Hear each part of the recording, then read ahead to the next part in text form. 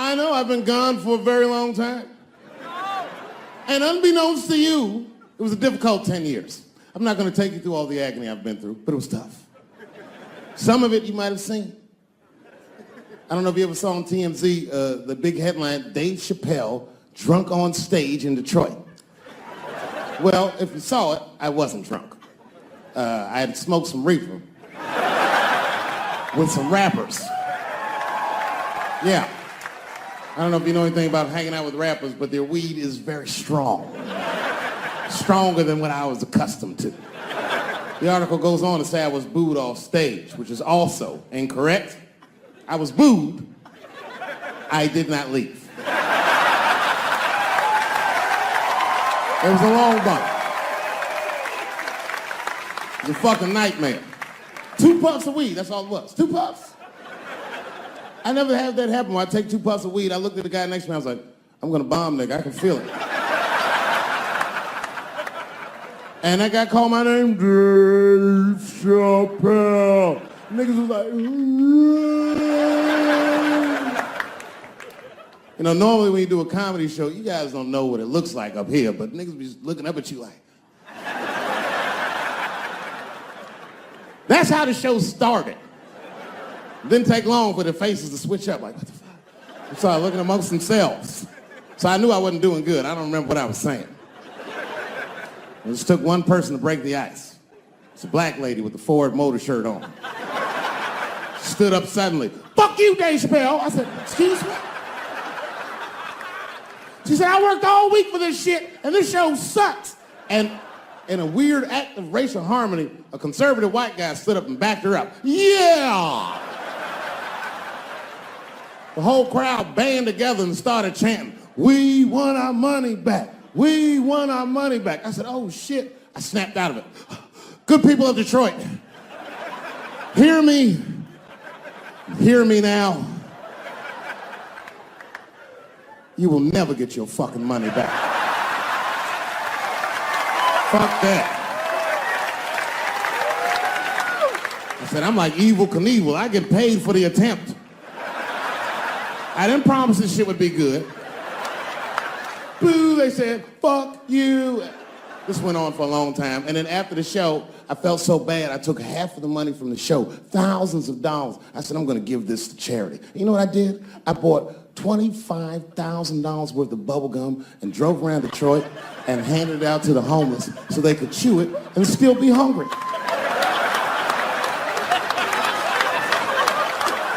I was very mad at Detroit that night. Because not only did I bomb, nigga, I had to go back to the very same room the next night and do it all over again. Fucking nightmare. That would be like if you were having sex with a woman and for some reason, this would never happen, but for some reason, she had a mouse trap in her pussy. You get caught in the trap. And then you gotta fuck her again tomorrow night. I'd still do it, but you know, I'd be careful the next time. The old mouse trap in the pussy trick, eh? Fool me once. But we've already been through it, like Michael Jackson. Remember when they said all that shit about Michael Jackson? They never proved anything till his dying day, but they said that he did some very heinous things. And one time I watched a documentary about it. They were talking about all the shit Michael Jackson allegedly did. And as they were saying all these allegations, they started showing pictures of his home, the Neverland Ranch. You ever seen Michael Jackson's house on television? Well, the short of it is, there's a lot of things for kids to do with that place.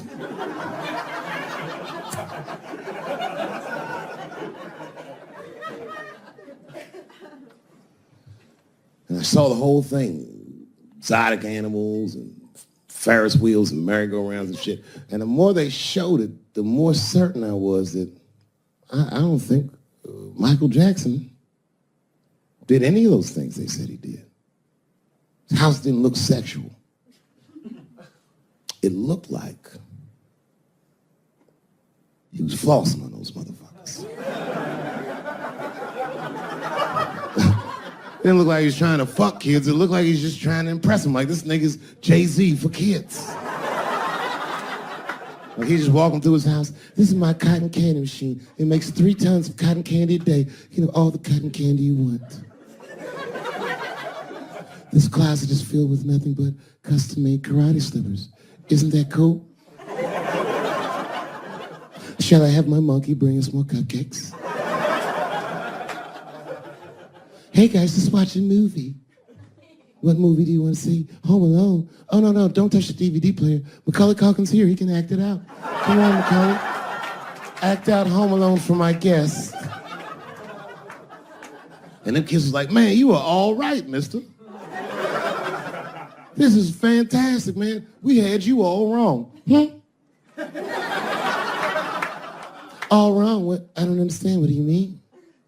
Huh? Oh, well, you know, man, we thought it was going to be the usual. Like, you're going to have us come over and give us some wine cooler and, you know, suck our dicks. What? Suck your dick? You faggot-ass kids. Why trying to suck your dick, nigga? I was trying to show you a better life. Bubbles, get these kids the fuck out of my house. You're just like everyone else. Hollywood is no place for moral absolutism. You know what I mean? We must never forget that R. Kelly peed on a 15-year-old girl. And he also wrote, I Believe I Can Fly. Same guy, same lifetime. If I showed you that video of him peeing on that girl and scored it to I Believe I Can Fly, he'd be torn. I used to think that I could not go on. You would know how to feel. If I can see it.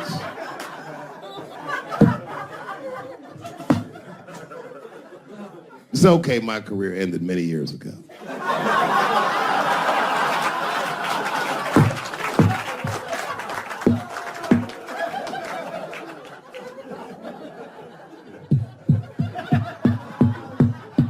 She's just like, you need to stop doing that. And then I tried to change the subject. I go, how is school going, boys?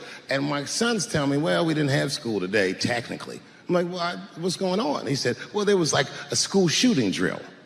I never heard of this. You know what this is? They have drills that they make kids do where they practice what to do if somebody comes to shoot up their school. I'd never heard that before. I was like, what the fuck?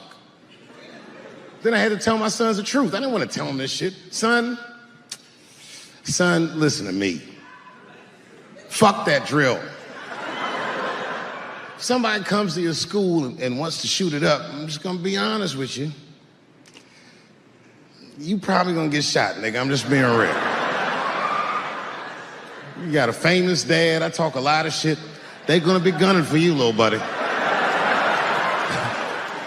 Just stay low and run in a zigzag pattern and don't try to save anybody, son. Do you understand me?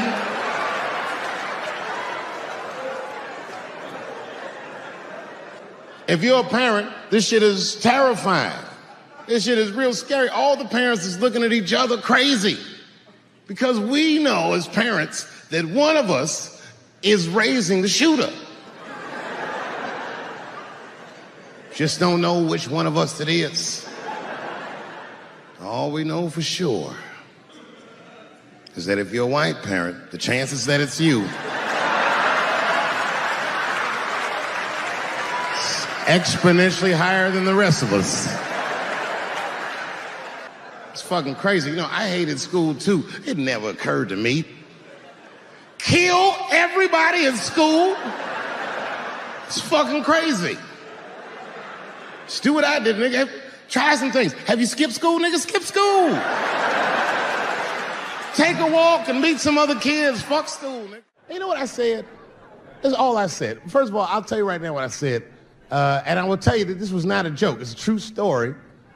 And I just happened to tell it. All right, what happened was I went to a gallery party, all right? I don't know who in here has ever been rich before, but these are very nice parties. You know, wine and cheese and baller conversation.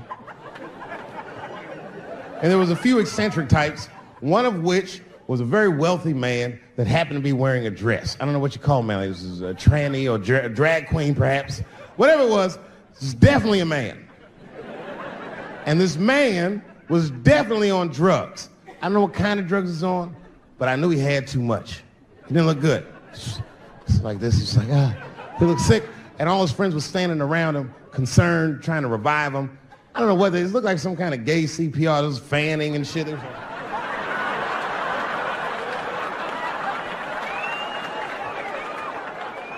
I saw all this from a distance. Now, I should have minded my own business, but I got curious. I was like, oh.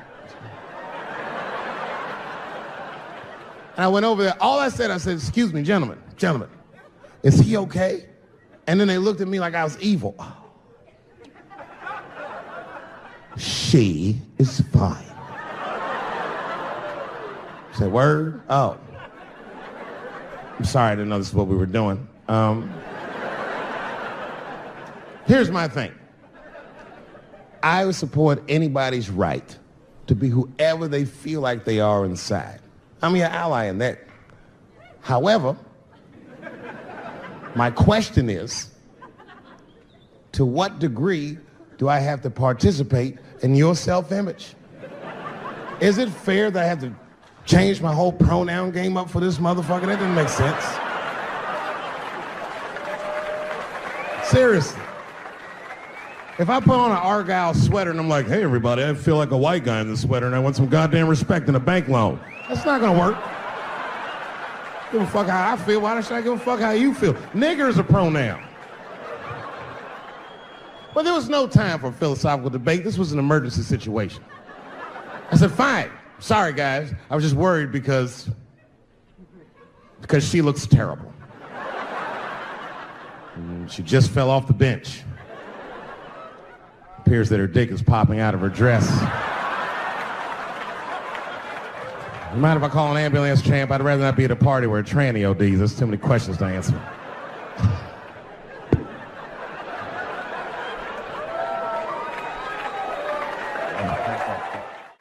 I said, I'm in the wrong business. I should be the president. Shit, I'm in the wrong business. See, the only reason I want to be president is because I'm black. That would make it too hot for me.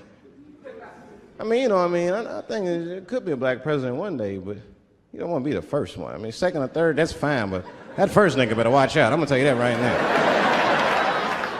It'd be too hot. I mean, I'd be the first black president. I don't think that nobody would really, really hurt me. I'm sure somebody would want to hurt me, but I don't think they'd touch me because my vice president will be Mexican for a little insurance. You know what I'm saying? I mean, you can shoot me if you want, but you're just gonna open the border up, so you might as well leave me and Vice President Santiago to our own devices. Ain't that right, Santiago? See.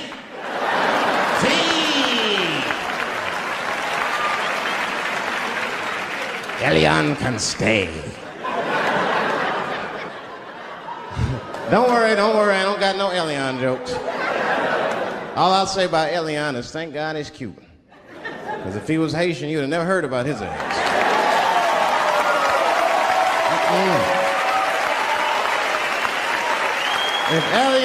If Elian Gonzalez was Elian Mamumbo from Haiti, they'd have pushed that little rubber tube right back in the water. Sorry, fella, all full. Good luck. Just drug infested, hate infested, drug infested world. Hate drugs. I heard the worst drug story. You know my friend told me, you know what he's dealing with? His landlord is hooked on crack. That's terrible. That's pressure. If your landlord's hooked on crack, that means you've gotta have the rent. You come around all the time, I got the rent. It's not even due yet, it's the 10th. Come on, I need it! Let me just get $20 of it now and then just give me the rest of the other month. Every couple hours, hey look, I'm gonna need some more of the rent. This building's falling apart, things came up. Comes home early from a party. Landlord's in the crib going through his shit. What are you doing in my house? Ah! Where's the sink? I came to fix it. It's in the kitchen.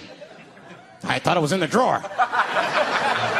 I'll fix it tomorrow when I come for the rent.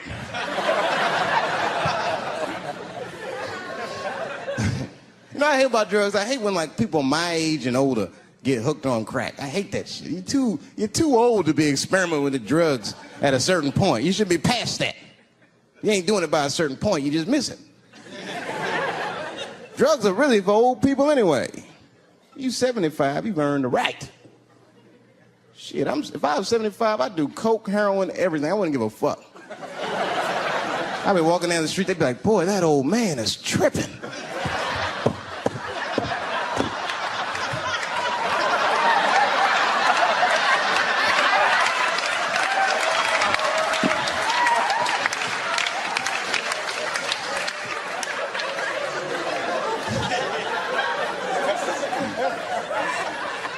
Can't do everything.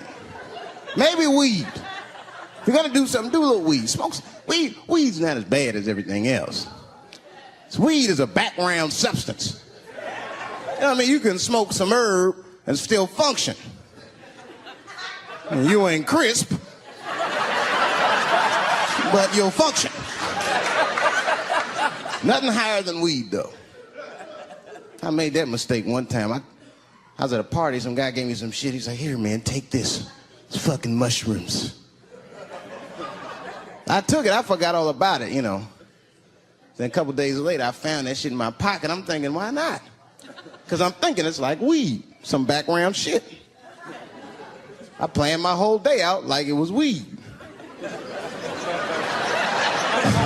I'll chew this shit up, then I'll go to the barber shop, get my hair cut, and then I'll see a movie.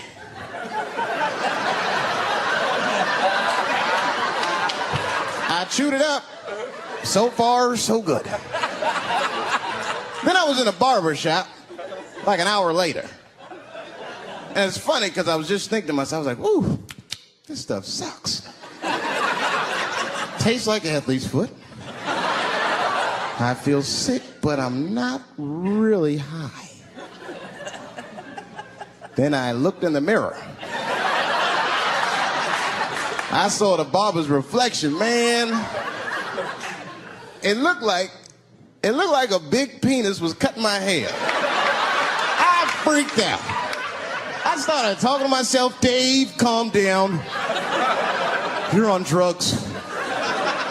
This is what drugs do. Okay, you know that there is no way that a penis can cut hair.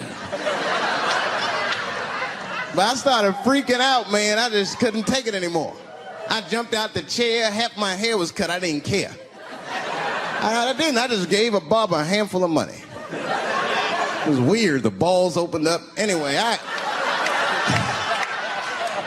ran home, man. I ran home as fast as I could. It's tripping. I looked at the clock, it was 2:42. I was like, damn, 2:42? I gotta sober up. I had never been this high this early. I took a shower. I was still high. I said maybe music will do the trick. I listened to every CD I had. I was still high. Exercise, that's what I'll do. I ran around the block 4 times, still high. Took a nap, woke up, fucked up. I looked at the clock, it was 2:43. I said, God damn. I'm scared to death of these police. I am, nigga. I got a police scanner. First money I got, this is the first shit I went out, bought me a police scanner. I just listen to these motherfuckers before I go out, just to make sure everything's cool. You hear shit on it. Calling all cars. Be on the lookout for a black male between 4'7" and 6'8". Staying in the crib tonight, fuck that. Gotta work on that alibi for a minute. Every black person needs an alibi. I do them impromptu joints. If I'm by myself and need out, I'll just open up the windows in the apartment, turn all the lights on, start beating off right in the window. Look at me. Hey, everybody, look, it's me, Dave Chappelle. I'm crazy, I'm jerking off. Note the time, motherfuckers. It's 2:35. Look at me, I'm jerking off in the window, 2:35. Comedian Dave Chappelle, it's June 10th. Note the time.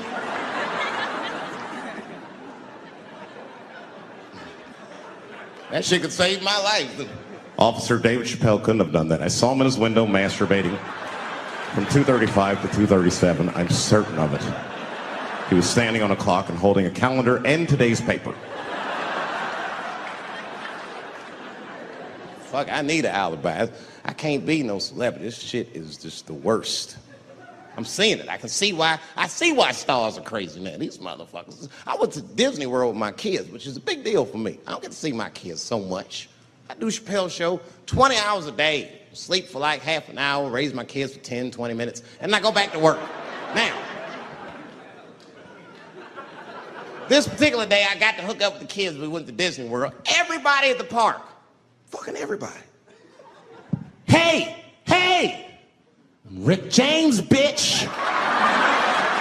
Hey, I'm Rick James, bitch.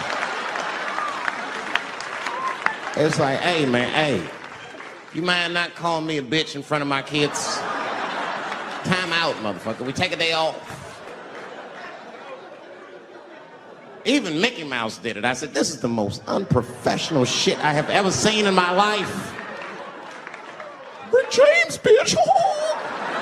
Oh, I was fed up. I caught that motherfucker with an uppercut. Bop! Knocked his head clean off. Everybody was screaming. Oh my God, oh my God.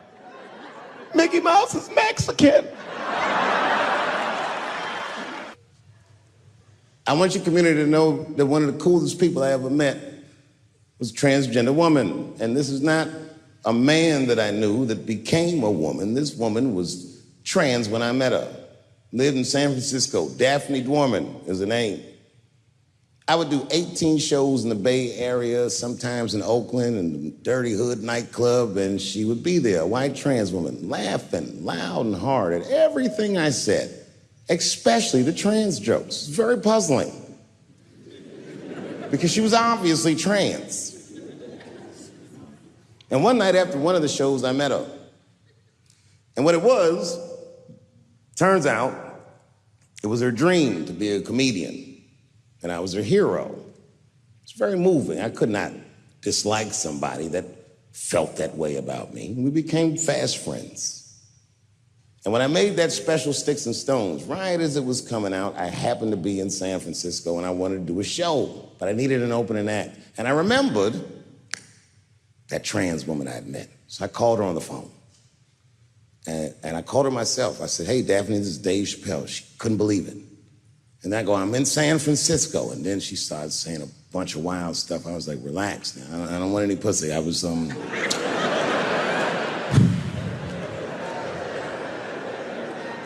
was calling because I'm doing a show and I need an opening act. And I was wondering if you'd open the show. And she was like, fuck yeah. Now, I didn't know this at the time, but this woman had only done stand-up comedy 8 times in her life. This is little to no experience. And now she's about to open a show for what many call the GOAT.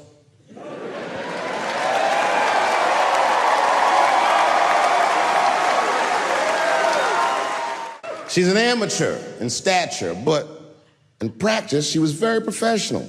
She showed up early, which is something I appreciate, because I like people to be on time. She was dressed to the motherfucking nines. I mean, I'm transphobic, and even I was like, you look nice.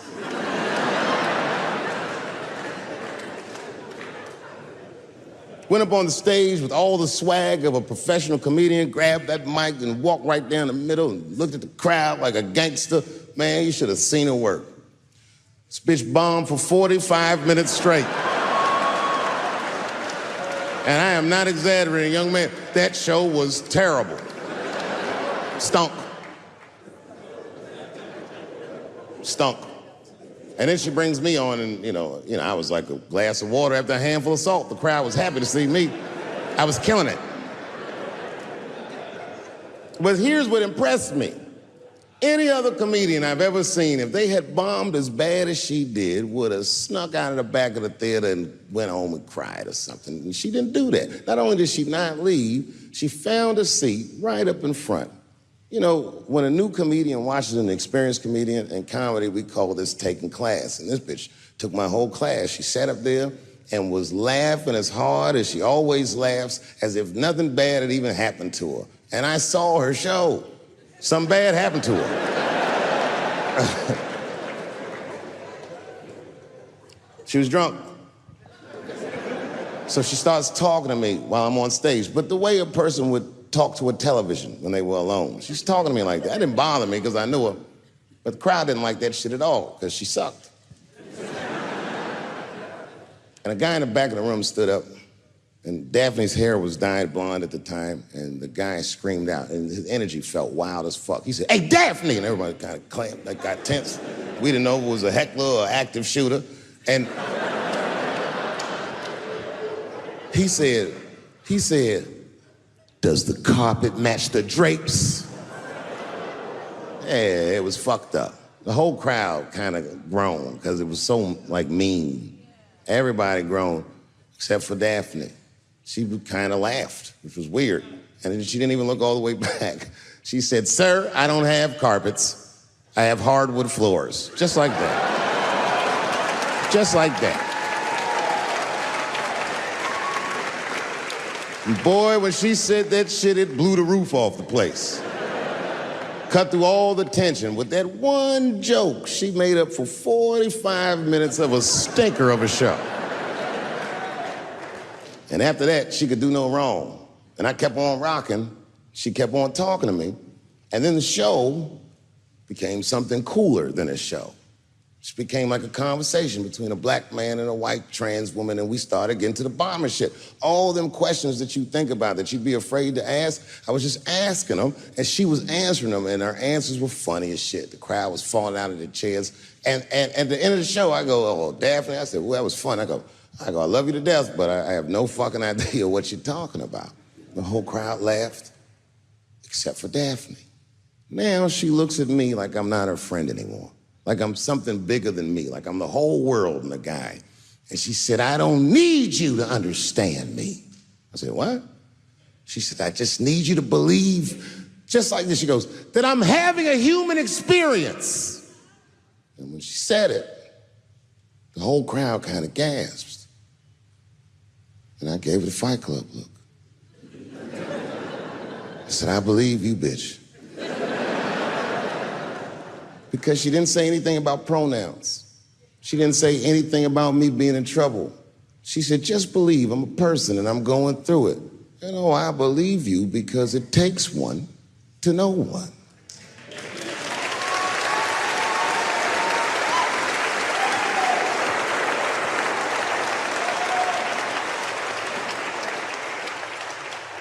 Then I told the crowd good night, and they start going crazy. And before the applause gets to its crescendo, I say, "And don't forget my opening act, Daphne." And the crowd stood up, and I looked at her, and tears came out of her eyes. She couldn't believe it was happening. I couldn't believe it was happening because her show stunk. And it was a great night. I remember the late, great Paul Mooney was there, a bunch of fly-ass comedy niggas was there. And we all went backstage and was just drinking and talking shit and laughing, and Daphne stole the room. She had everyone cracking up, spinning the yarn, telling us all these crazy stories about shit she be into. We all laughing real hard, and as she's telling us and everyone's laughing, I'm looking around, I'm like, "Oh my God, she is funny." I pulled her aside and I said, "You're hilarious. I didn't know that when you were on stage." I said, "You're doing some things wrong, but I can help you." I said, "Anytime I'm in San Francisco, why don't you open the show for me, and I'll just try to give you some pointers, see if you can't work this thing out." And she said, "Are you serious?" I was like, "Yeah." And she grabbed me real tight, hugged me, squeezed me, and I pushed her off violently because I'm transphobic. I said, "Boundaries, bitch."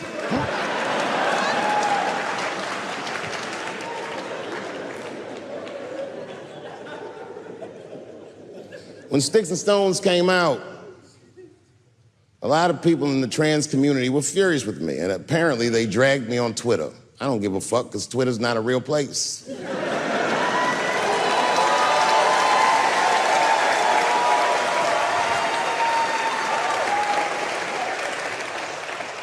And the hardest thing for a person to do is go against their tribe if they disagree with their tribe. But Daphne did that for me.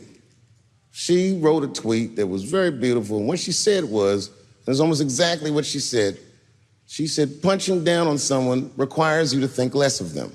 And I know him, and he doesn't. He doesn't punch up, he doesn't punch down, he punches lines, and he's a master at his craft. That's what she said.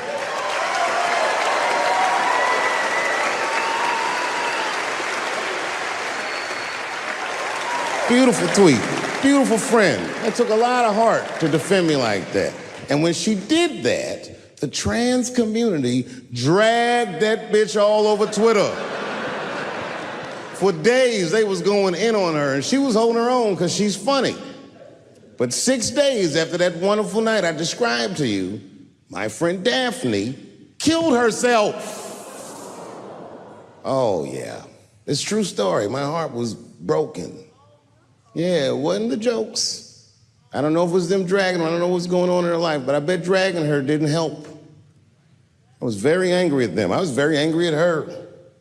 I felt like Daphne lied to me. She always says she identified as a woman, and then one day she goes up to the roof of a building and jumps off and kills herself. Clearly, only a man would do some gangster shit like that. Hear me out. As hard as it is to hear a joke like that, I'm telling you right now, Daphne would have loved that joke. That's why she was my friend. I was reading her obituary, and I found out she was survived by a daughter. And the moment I found that out, and this is true, Anderson Cooper from CNN texted me. And all he said was very nice. He said, "I'm sorry to hear about your friend." And I texted him right back, "New phone, who this?" He said, "It's Anderson Cooper." I said, "Oh," I said, "Anderson." I go, "Look, I need to find her family." And he texted me right back with all the phone numbers and all this information. I say this to say, if you ever want to know about anything gay, call Anderson Cooper from CNN. This nigga is faster than Google.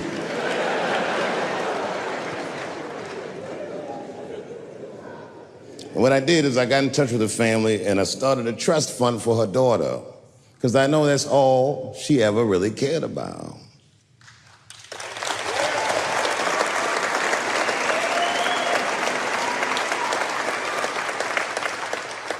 And I don't know what the trans community did for her, but I don't care, because I feel like she wasn't their tribe, she was mine. She was a comedian in her soul.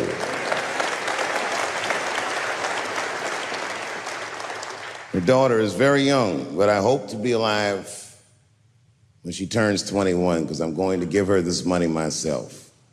And by then, I'll be ready to have the conversation that I'm not ready to have today. But I'll tell that little girl, "Young lady, I knew your father. And he was a wonderful woman."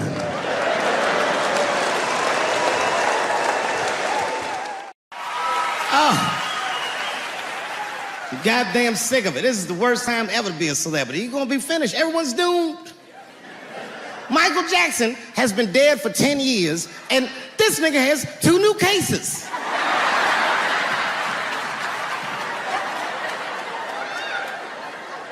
And if you haven't watched that documentary, then I'm begging you, don't watch it.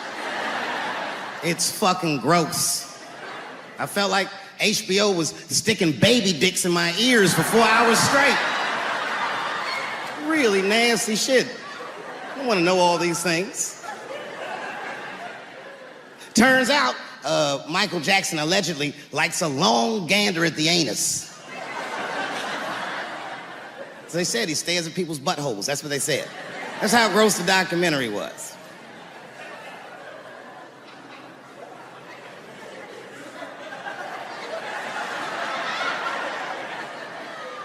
I'm gonna say something that I'm not allowed to say. But I gotta be real. I don't believe these motherfuckers. I do not believe it. But let me qualify the statement. I am what's known on the streets as a victim blamer. You know what I mean? If somebody come up to me like, Dave, Chris Brown just beat up Rihanna. I'll be like, well, what did she do?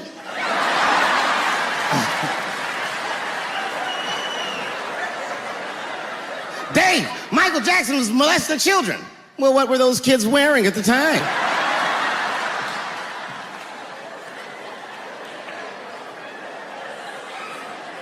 I don't think he did it. But you know what? Even if he did do it, you know what I mean? You know what I mean? I mean, it's Michael Jackson. I know more than half the people in this room have been molested in their lives. But it wasn't no goddamn Michael Jackson, was it? This kid got his dick sucked by the king of pop. All we get is awkward Thanksgivings for the rest of our lives.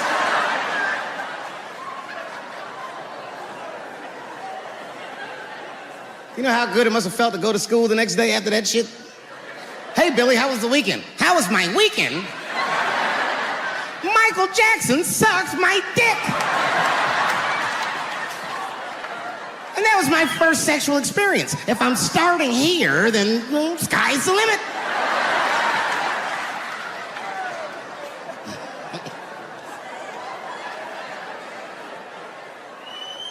I know it seems harsh, but man, somebody's got to teach these kids.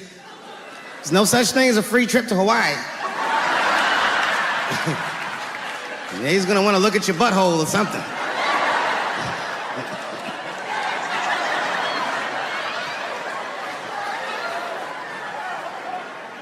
You know why I don't believe it? You know why I don't believe it? Because if Michael Jackson's out here doing all this molesting, then why not Macaulay Culkin? Macaulay Culkin said in an interview that Michael Jackson never did anything inappropriate with him or even around him. Think about that shit. You know, I'm not a pedophile. But if I was,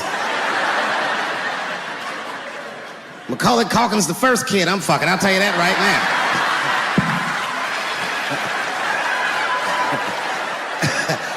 I'd be a goddamn hero. Hey, that guy over there fucks a kid from Home Alone. And you know how hard he is to catch.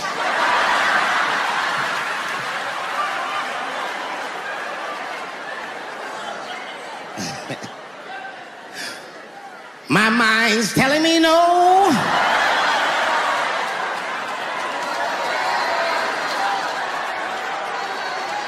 Okay, R. Kelly is different. I mean, you know, if I'm a betting man, I'm gonna put my money on he probably did that shit. I'm pretty sure he did that shit. You know, it was bad, okay? So a couple years ago, I was doing a show in Detroit, and I'm sitting backstage in my dressing room. A friend of mine comes by, this chick, Dream Hampton. Dream tells me, right before I'm going on stage, she goes, Dave, I'm working on a documentary about R. Kelly. Would you like to be in it? And I was like, nah, bitch, I'm cool.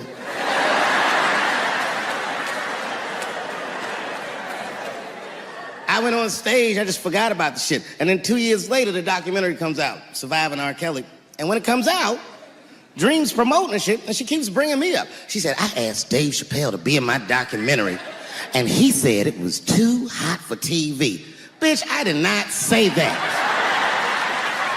That does not even sound like how I talk. Oh, that's too hot for TV? I would never say that shit. Why I wasn't in the documentary? There's a very simple reason, and I cannot stress this point enough. The only reason that I didn't do it was because, and it's very important, I don't know this nigga at all. I don't know anything. I don't know anything that they don't tell me about. I don't hang out with this nigga, nothing. So what the fuck do I gotta be in the documentary for? This guy, R. Kelly, got another sex tape out now. Can you believe that shit? This guy makes more sex tapes than he does music. He's like the DJ Khaled of sex tapes. Another one. Like, damn, nigga. It's a lot of tapes. The new one's so bad that they didn't even show it. I've never seen anything like this. The prosecutor in Chicago came out in a press conference and read to the media a transcript of a sex tape. Have you ever heard of such a thing? This nigga read the sex tape. And it was so bad that R. Kelly sounded guilty in the transcripts. It's fucking amazing. 16 times the girl's age was mentioned. Isn't that crazy? This motherfucker is an idiot. He was fucking her like, yeah, this is the best 14-year-old pussy I've ever had in my life. And she was like, you like this 14-year-old pussy? He's like, oh yeah, I love this 14. I'm like, man, you need to shut the fuck up. You gotta give your lawyer something to work with. You're supposed to be on the tape like, this is the best 36-year-old pussy I've ever had in my life. And then your lawyer can be like, Your Honor, clearly my client thought that this woman was 36, as he mentioned some 16 times in the tape. They gonna know you lying though, you know what I mean? Everybody knows no such thing as good 36-year-old pussy.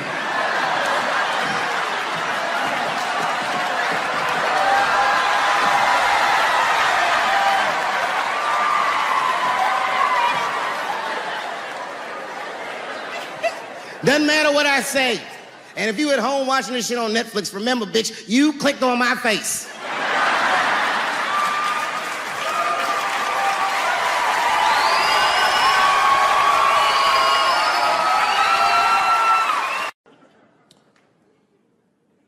The second time I met O.J. Simpson.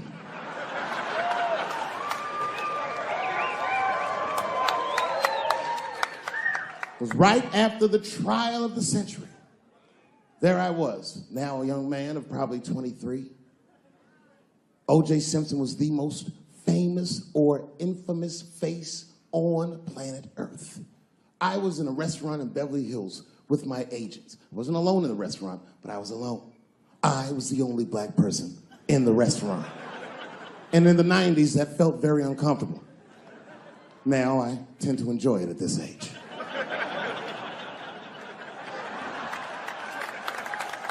I was having dinner with my agents, celebrating a deal that they told me was lucrative, but I later learned fucking sucked. And suddenly, a group of women walked by. Every race was in that group. Black, white, Asian, Latina, white, and white again. They were all gorgeous. I watched them walk by. Then, I saw a familiar face. Al Collins, the man from the infamous Bronco check, towards the door. Couldn't believe what I saw. And then, close behind him, was O.J. Simpson, newly released from jail.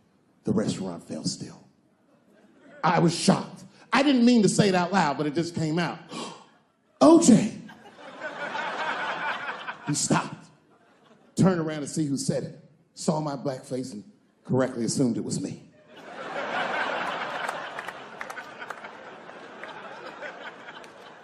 I was sitting in the corner of the booth. He leaned over all the white people I was having dinner with and shook my hand. How are you, young man? He looked in my eyes, and I could see in his eyes that he didn't remember meeting me the first time. And then he walked away. And I looked back at my agents, and all of them had nothing short of disgust on their faces. And the only one with the courage to voice their disgust was a woman named Sharon, who used to represent me. How could you, she said. How could you shake hands with that murderer? I said, Sharon, with all due respect, that murderer ran for over 11,000 yards.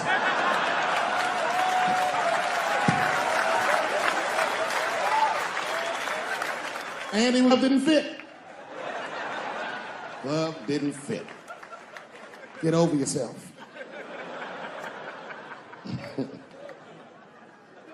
Some people can't do that. Some people just can't get over themselves. Gay people have a hard time doing that recently. Here we go. Here comes the deep water.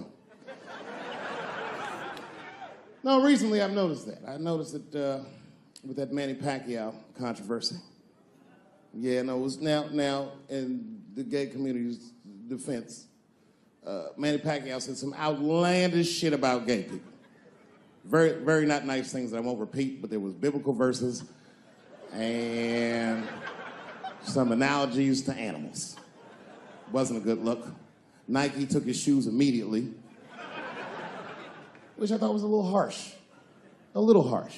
You know what I mean? Because he's just because he's Asian. You know what I mean? Fuck you gonna take shoes off Asian dude to appease a gay dude? You know what I mean? No? You don't know what I mean. But Asian people kind of know what I mean. No? No Asians in the front? No?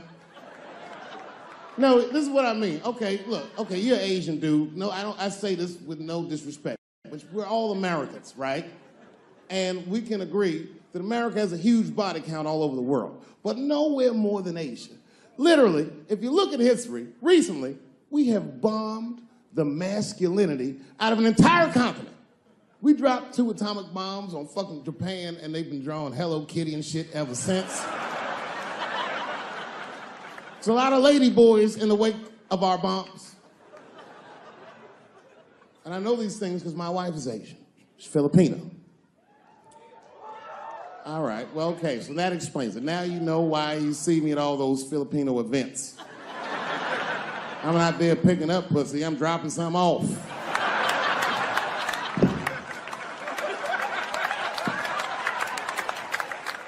I take my wife to all that shit. I took my wife to see Pacquiao fight Mayweather. We sat ringside, okay? That was a quiet car ride home. That's what that was. But if you know what's popping in the Philippines, you know that they got a whole generation of kids in the Philippines growing up without their mothers. Yes, a lot of women in the Philippines go to the Arabian Peninsula, they come to the United back home, which is still one of the #1 staples in the Philippines economy, money that their expats send back to the Philippines. The men, on the other hand, are left rearing children, twiddling their thumbs, waiting on their wives' checks. These men have been fucking emasculated. And then suddenly, a boxer rises from amongst them and reinstates their manhood with his motherfucking fist. This is not the guy you're supposed to ask, what do you think of homosexuals? He's not your champ. Shit. That's why I don't have a sneaker deal, because if you say something that people don't like, they'll take your fucking shoes off. Road ahead. They've got the longest mental gap to bridge. That's all I'm saying. Because, you know, whenever I see one of them T's on the street, I don't mind them, but I'll be like, man, I miss Bruce. I'm sorry, guys. I'm 42. I remember Bruce Jenner. Before the Kardashians, before all that, this motherfucker was a white American superhero. It was amazing. He was beating Africans at track and field. We'd never seen anything like it. He was on my cereal box growing up. You know how much of that cereal I ate, nigga? I didn't know he was gonna do that.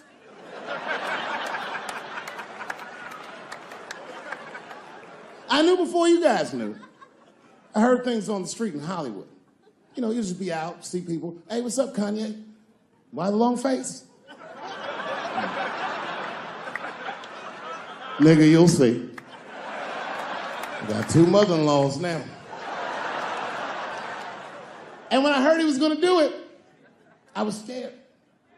I didn't think the public was ready. I didn't think the media was ready. And you know what? I was wrong. Never seen anything like it. Welcome to the world, Caitlin. So long, Bruce. Hello. Somebody called me a nigga in traffic last Wednesday.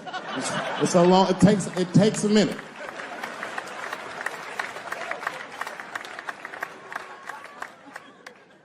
My wife's friend, Stuart, told me that. My wife has a lot of gay friends. Stuart's their leader. She has a lot of gay friends. And I don't like them.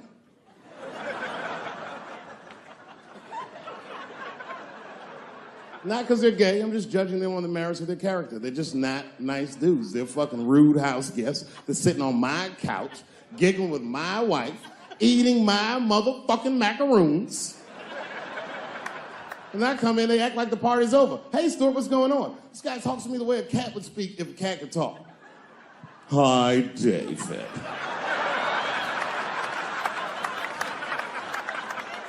Stuart, what's all the beef, man? What's going on?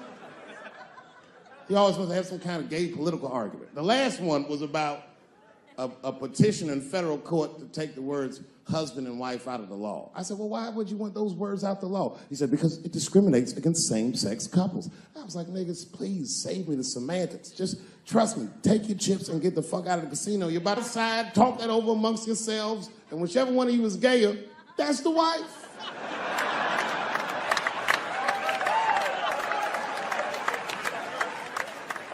No, Stuart didn't like that. Stuart educates me about this movement, you know what I mean? I didn't even know shit about it. He told me it's called LBGTQ. I was like, what the fuck is the Q? Does that even make sense, Q? Turns out Q is like the vowels. That shit is sometimes Y. It's for gay dudes that don't really know they're gay. You know what I mean? Like prison fags who are like, well, I'm not gay, nigga. I'm just sucking these dicks to pass the time. I'm not G, I'm Q. Ugh.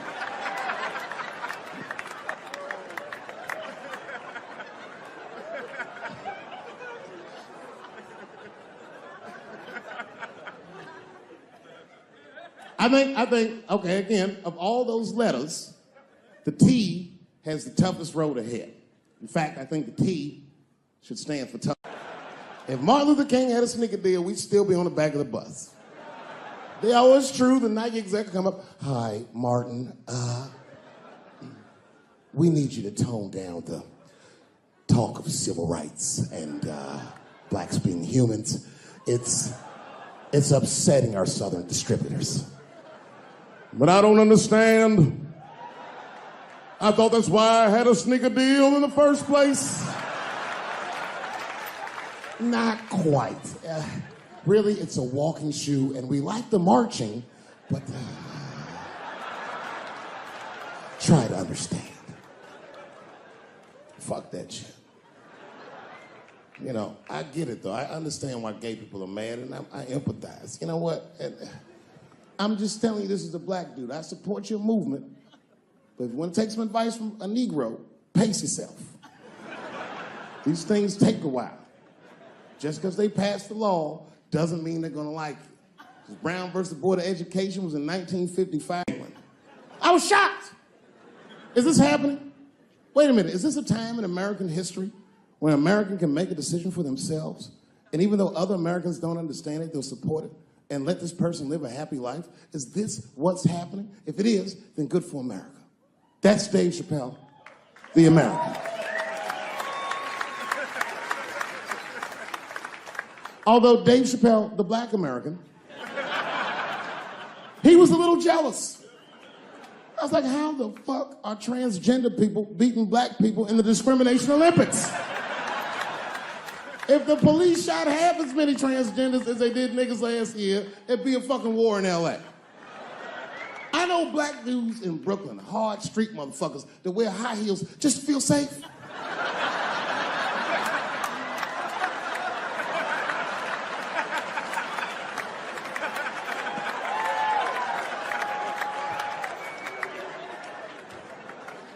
Transgenders are gangsters. I used to do business with a transgender in Hollywood. Man, everybody would be scared of her in the boardroom. She'd walk in there, newly minted woman, high heels, purse. Yeah.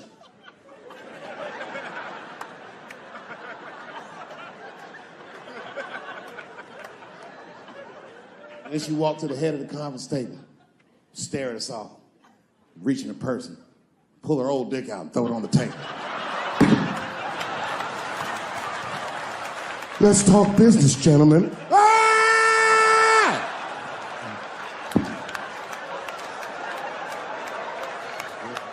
Shit is scary as fuck. If your best friend pitched that to you, you'd be horrified. Yo, nigga, let's go to the hospital and cut our dicks off and make pussies out of them shits. What? Can't we just get matching jackets or tattoos or something? Sure, that's what you want to do? There's only one way to find out, nigga. Wu-Tang, bow, bow. Let's go to the club and trick niggas into fucking us, yeah. I ain't doing trans jokes no more. You know what I'm gonna do tonight? Tonight, I'm doing your own handicap jokes. Well, they're not as organized as the gays. And I love punching down. There's probably a handicap in the back right now, because that's where they usually make them sit.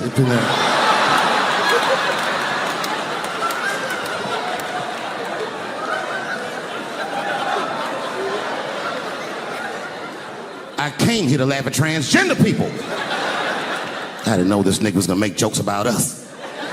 Come on, y'all, let's get the fuck up out of here.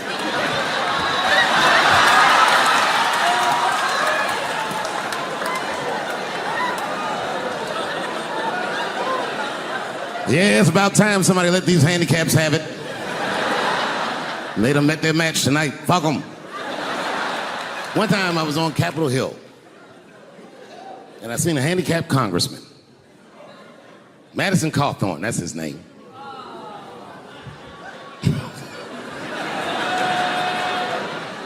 He's a Republican from North Carolina, and he was shocked because I saw him, and I go, hello, Congressman. He didn't even know I knew who he was. He turned around. Then I just walked away. I wanted him to see me do something he couldn't do. I skipped. That nigga was mad.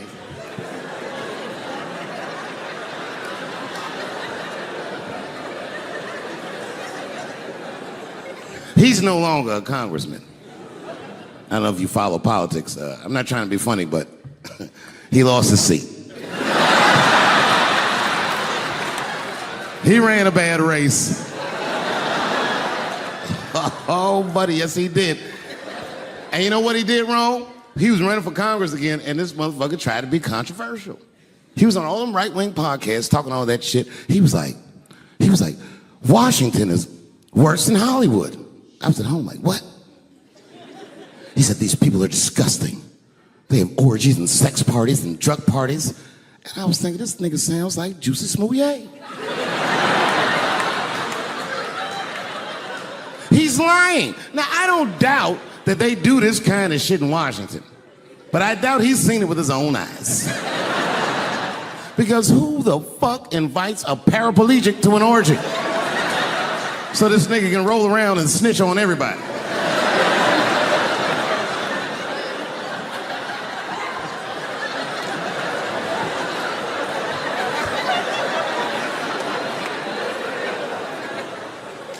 I said, there's only one reason you're gonna invite him to an orgy. And you know what that is. Have at it, guys. I can't feel anything. Let's get this bill passed for America. One at a time, folks.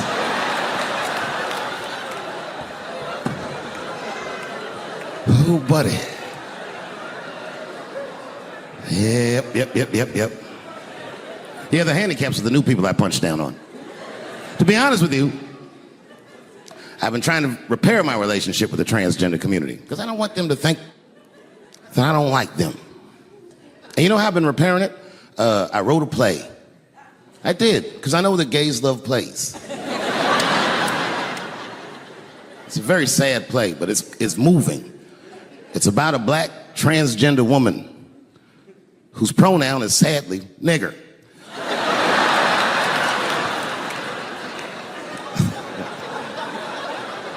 It's a tearjerker. At the end of the play, she dies of loneliness because white liberals don't know how to speak to her. Sad. Speaking of nigger, I've also been working on a book, and this is true. I'm rewriting the American classic, Huckleberry Finn, from Nigger Jim's perspective. It's called The Adventures of Nigger Jim. That's how the book starts. Huckleberry Finn walks up to him and goes, so you're Nigger Jim. And he's like, yo, I just said Jim. What's your name, little buddy? Huckleberry Finn's my name. What? Huckleberry?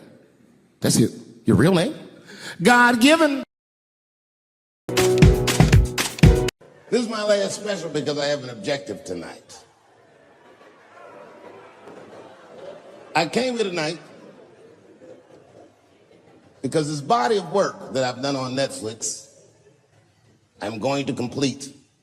All the questions you might have had about all these jokes I've said in the last few years, I hope to answer tonight. I'd like to start by addressing the LBGTQ community directly.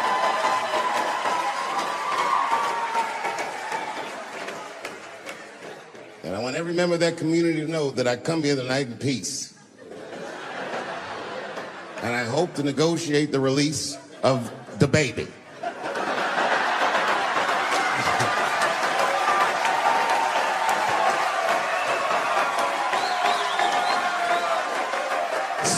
Sad story.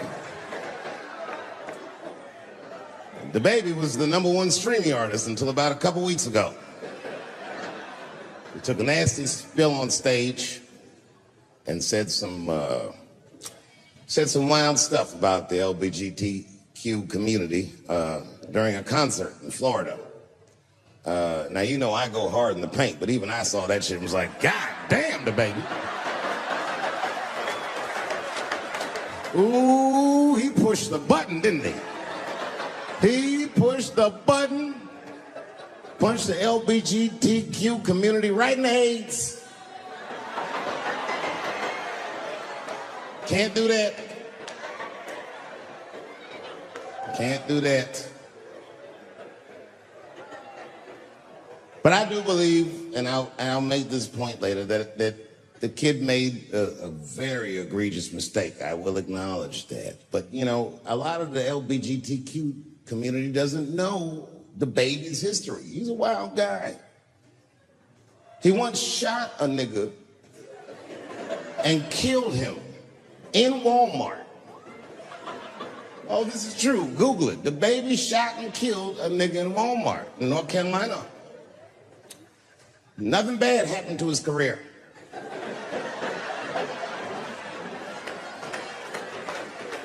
Do you see where I'm going with this? In our country, you can shoot and kill a nigga, but you better not hurt a gay person's feelings.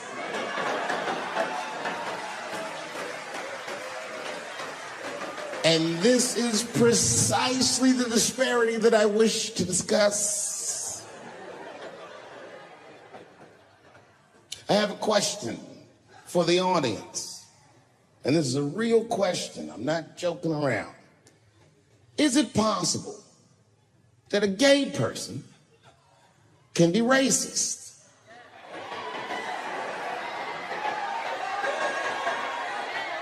Do you really think so? Of course it's possible. Look at Mike Pence.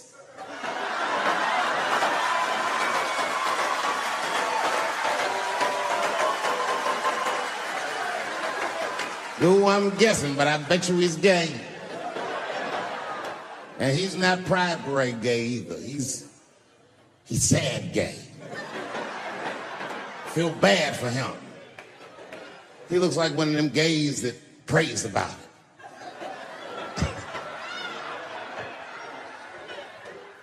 Jesus, please take these dirty feelings out of my heart.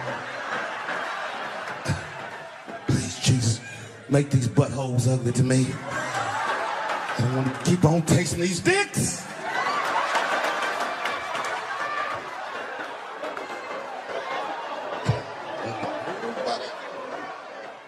You guys are confusing the emotions. You think I hate gay people, and what you're really seeing is that I am jealous of gay people.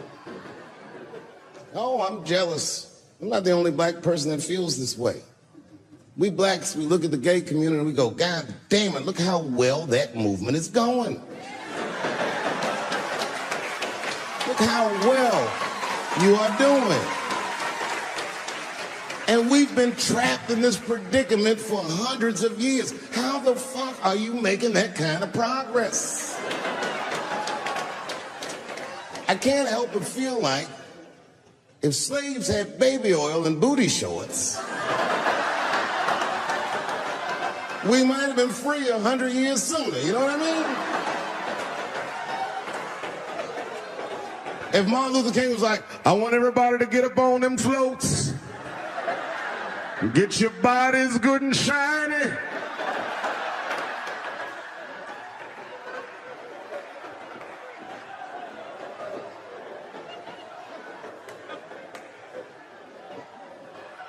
I don't hate gay people at all. I respect the shit out of you. Well, not all of you.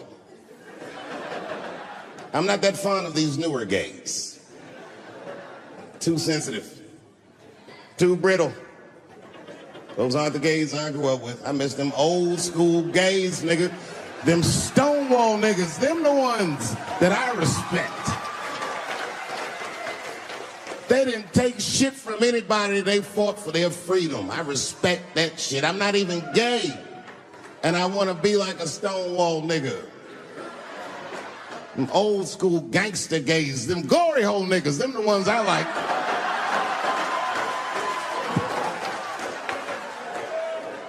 These new gays don't even know what the glory hole is. It's a hole in the wall the gay contractors built. You wanna know why they put that hole in the wall? I'll tell you, there's no nice way to say it. Because when they want to have some fun, they will put their penises in that hole and hope for the best. I respect that shit. There's a lot of courage on both sides of that hole, nigga. I'm not even gay. And I want to try that glory hole out.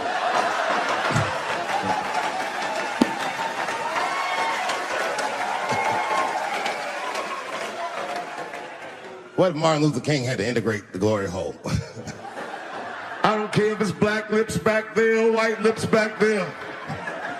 A mouth is a mouth. A warm, wet mouth. I'm going all the way.